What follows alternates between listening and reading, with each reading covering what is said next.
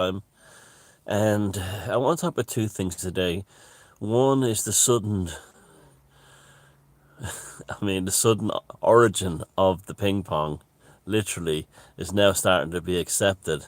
And also, more importantly, family members who've created a class system or a caste system whereby they have shunned people like yourselves who have not taken the needlecraft.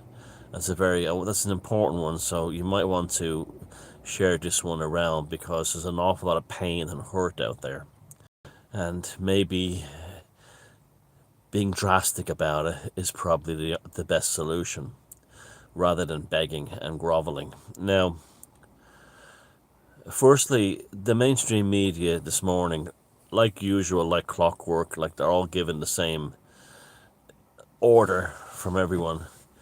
They're all suddenly down with the whole origin of the thing coming from Wuhan and the gain and function thing and the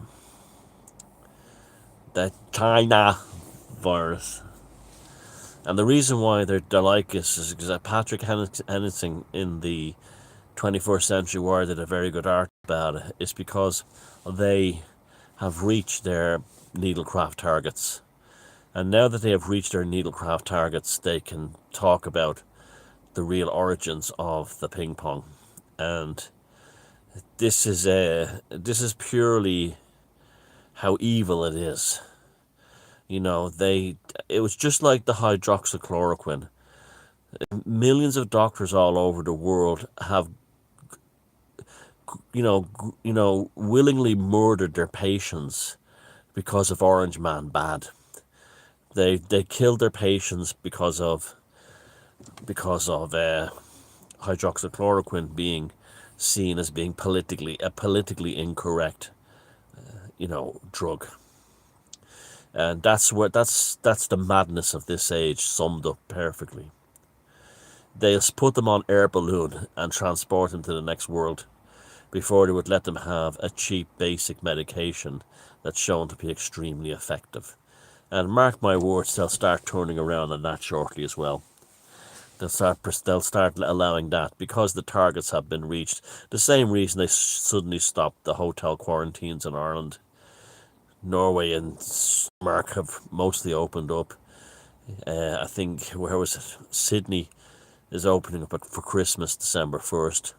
And this is because they've reached their targets. It was always about the needlecraft and always about profits for the big companies, the big pharmaceutical companies. On top of that, there was the element of power and control by bureaucrats. Desperate Dan in Biggers down in Melbourne being the most obvious type, but they were all like that. It turned out that Dr. Tony Holohan here said to someone at the start of the lockdowns that we'll worry about the science later, we'll do it first. And it was just remarkable. Like, the same people who were telling everyone else to trust the science were saying, don't worry about the science, let's get the lockdown, let's get it done. So we're in an interesting period now. It's classic burlesquing and gaslighting again. It's like when you've been scammed and then they show you've been scammed, that kind of thing, how it was done. Like, it's like those Penn and Teller shows where they show how the tricks of the stage magicians are done. Well, at the end of this current cycle of madness, absolute insanity and viciousness, they're now starting to show us how the magicians did their tricks. And it's just despicable. Now, one of the things that makes it mostly despicable of all is a lady I met on Saturday who came to the coffee mornings, which is again packed, and she told me that our first grandchild has just been born and her daughter won't let her see her grandchild. And I've heard this a few times. I have another friend here whose mother lives down the road and won't let her see her mother and father because, again, Like the lady who's not allowed to see her first grandchild. They've refused the needlecraft. Now, yes, this is painful. This is vicious. This is brutal. I know many of you here have had that experience as well. You haven't been refused entry.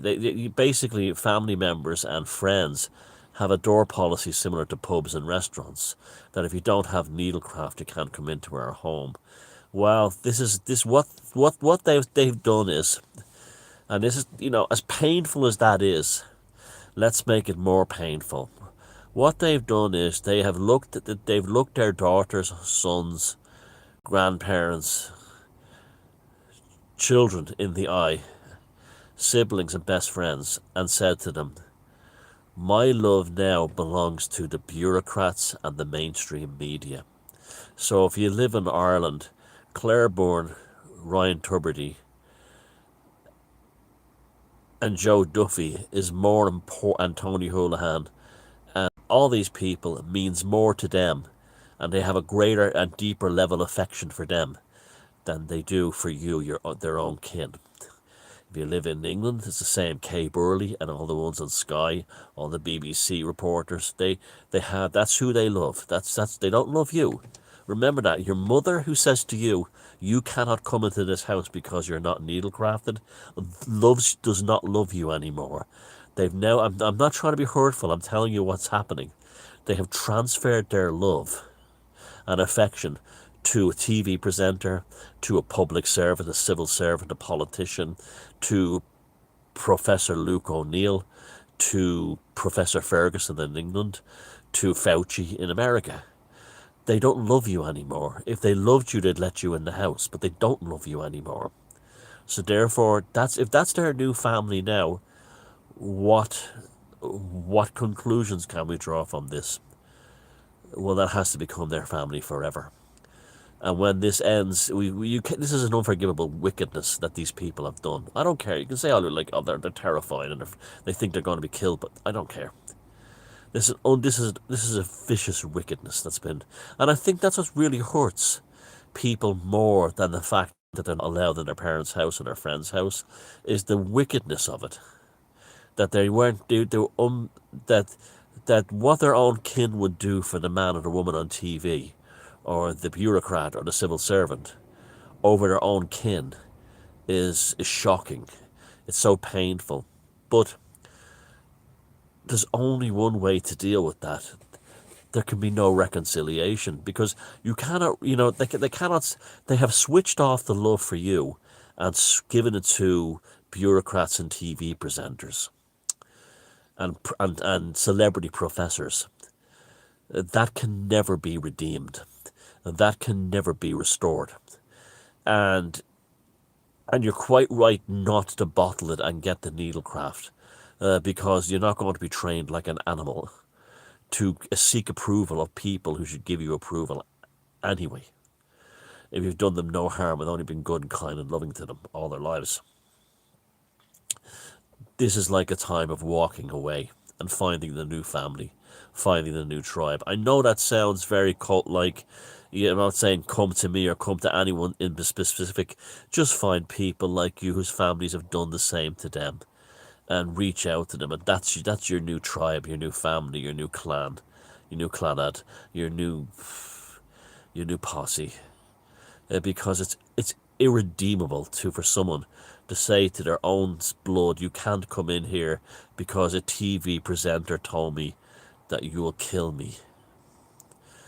You cannot come in here because I love a professor with a white coat and a guitar more than I love you.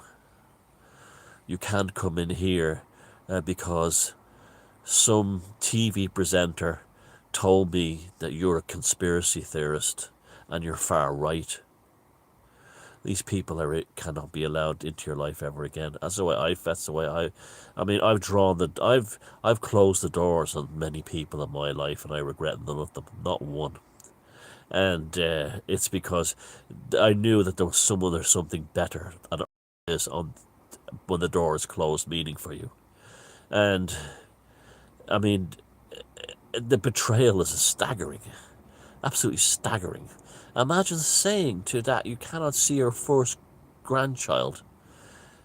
Even though children have no chance of getting the Rona, zero, babies have zero chance of getting it. And to make matters worse, some friends of mine on the same day brought along their two babies.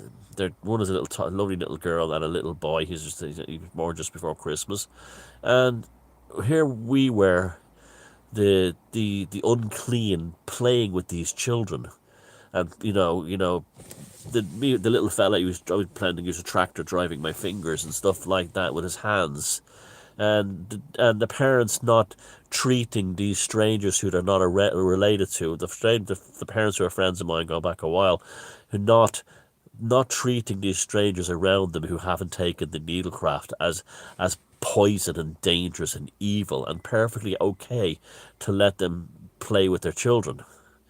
At the same time, their own flesh and blood, their own parents won't let, or their own children won't let them see their own grandchildren.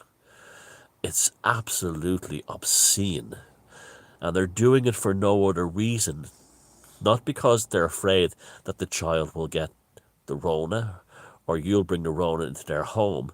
They're doing it for no other reason that the celebrity on TV or the bureaucrat or the singing professor is more worthy of their love than your own kin, their own kin is. Now you let that sink in. That's fucking dark. And that's what's happened. But the sooner you realize it, the sooner you process that hurt, and the sooner you can move on. The sooner you can move on. When the time comes when they're lying in hospital, dying of cancer, and someone calls up and says, your brother, your brother Billy, he's dying in hospital, you should go and see him. And I said, you have to say to yourself, no. Kay Burley from Sky News can go be there. His beloved Kay Burley from Sky News can be there. His beloved Tony Holohan can be there holding his hand at the end. His beloved Professor Ferguson can be there at the end. His beloved celebrity Gary Lineker can be there at the end. His beloved politician who he chose over his own brother can be there with him at the end. And let's see then, let them find out then what the wickedness that they've really unfolded on, that they've done to their own kin. When the celebrities, the TV presenters, the bureaucrats, civil service and politicians and healthcare heroes are not there for them as the last breath expires from their bodies at the end of their existence. Maybe then they will learn the error of their ways, the appallingness of their folly, the cruelty of their restrictions imposed upon their own. If they're going to treat you like an animal, you've got to train them like an animal, because that's exactly what they've become. Clarity has been achieved. Clarity has unfolded. The veil has been lifted. People always talk about lifting the veil and seeing the truth. And we've seen the truth, that so many people you thought you loved you, love Jimmy Kimmel, love you. They love Fauci more than they love you. They love anyone who involved in the pro-Rona propaganda more than they'll ever love you. And they showed it. So why did they deserve your love back? Why did they deserve your redemption? Why did they deserve your reconciliation? I mean, they have crossed a threshold that's beyond comprehension. To actually refuse to let you see your own first grandchild after you raised these children and loved them. Oh, you're not going to see your grandchildren, you filthy animal. That's what they're really saying. And they think you're a filthy lowlife because someone in the Irish Times says you are. Well, the Irish Times editorial board can be there for them at the end. When something horrific happens in their life and they need support, well, I'm sure the Irish Times editorial board will be around to help them. I'm sure Sky News, CNN will be around to help them. I'm sure Desperate Dan Andrews will be around to help them. I'm sure all these people who bang the pots and pans will be around to help them. in solidarity. I'm sure all these people they love in the media will be around to help them. And the thing is that they won't, and they know that. And that's what they deserve. That's what they deserve for their treachery and wickedness. In the meantime, you have found a new tribe, a new kin, a new clan, a new posse, a new group to run with, who won't do that to you, that will gladly allow you to play with their own children, or to sit next to their elderly parents, not seeing you as some kind of subhuman. Because, as I said from the beginning, this has been a spiritual thing. I'm not interested in politics. And they raped the soul of man. But as they ripped open and raped the soul of humanity and tore it open, what we got to see was who's really on your side and who isn't. And guess what? That's not for now. Well, that's for life. Take care.